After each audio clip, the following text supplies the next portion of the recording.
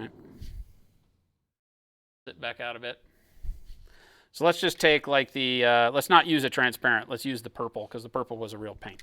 You'll probably be using, opaque style paints more than the transparents, just in general.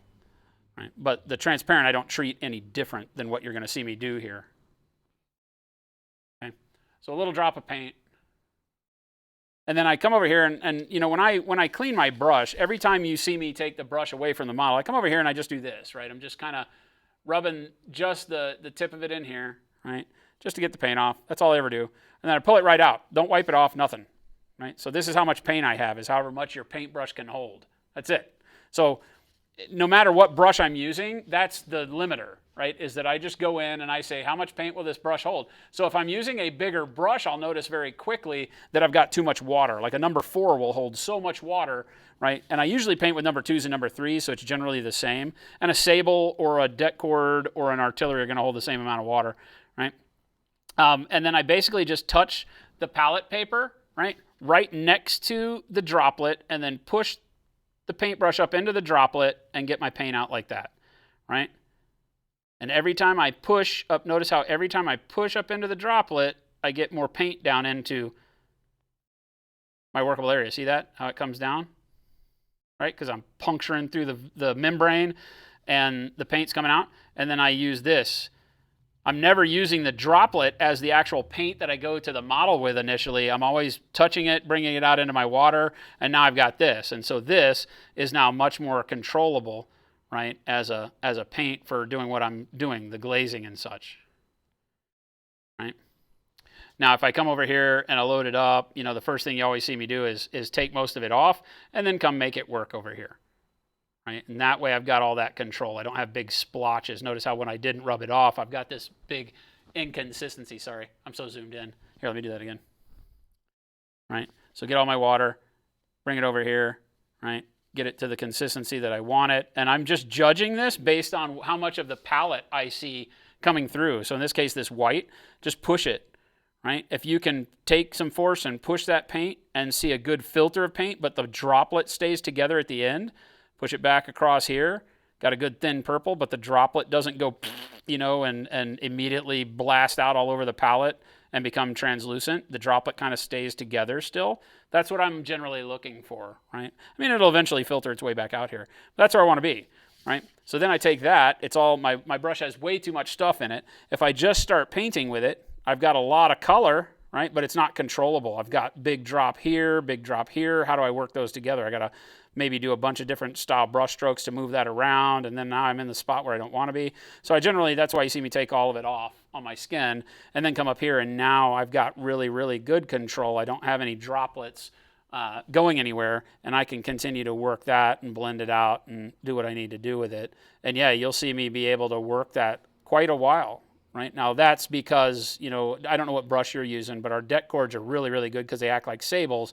So they keep a lot of paint in them for a long time, even though you saw me get rid of most of it, right? So I can sit here and build up this center area and then just kind of fade it out over the tongue until I get back to my green, right? Like that. And that's the best thing that I know how to tell you, is just always come over with a full load of water, however much water your paintbrush holds, and then don't dip it right into the droplet, because that won't be enough water ever, right? Touch the palette right next to it, push it into the paint, pull it out.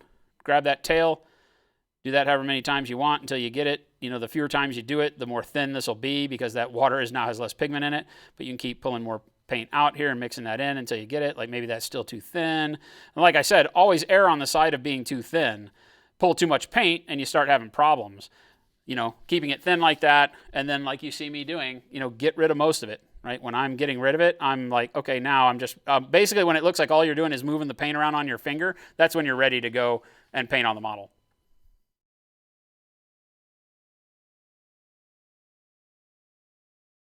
Right?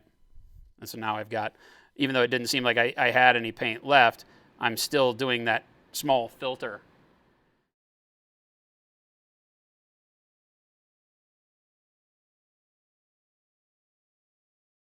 and let's say that wasn't enough, you're like, yeah, but that's not purple enough. I wanted it to cover more. Well, then just go back to your palette with a little bit more water. Be careful not to go to the palette with too much water every time.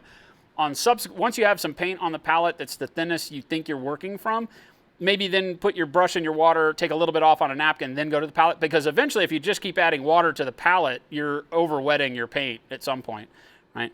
But then you come back over here and you just go back over the area again until you get it the way you want it, right?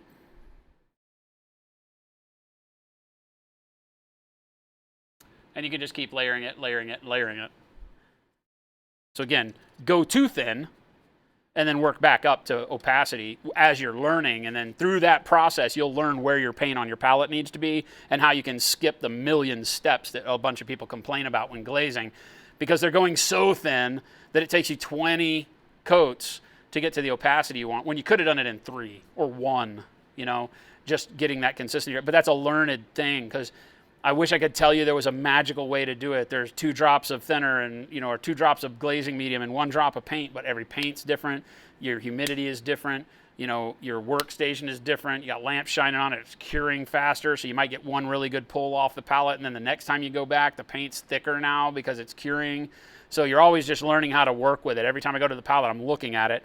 Even though, you know, when I show you my palette, you'd be like, you're lying, you know, because here I can't see the consistency of my paint when my palette gets like this. I can't tell, you know, I just can't. So that's what I use the thumb palette for, right? I can see how thin my black is because I take and I get rid of the paint right over a color on here, the metallic color that I'm going over, so I can see, yeah, that black. Now I've done it 3 or 4 times, so it's starting to build up opacity, but on the first pass I can tell. Or I can see how much of my skin I see through it, and I know how it's going to react on the model. So again, it's just getting used to it. If you're wiping your brush off on a paper towel, you're not going to see the consistency of your paint because the paper towel absorbs it and doesn't show you the transparency of it. That's why I use my thumb.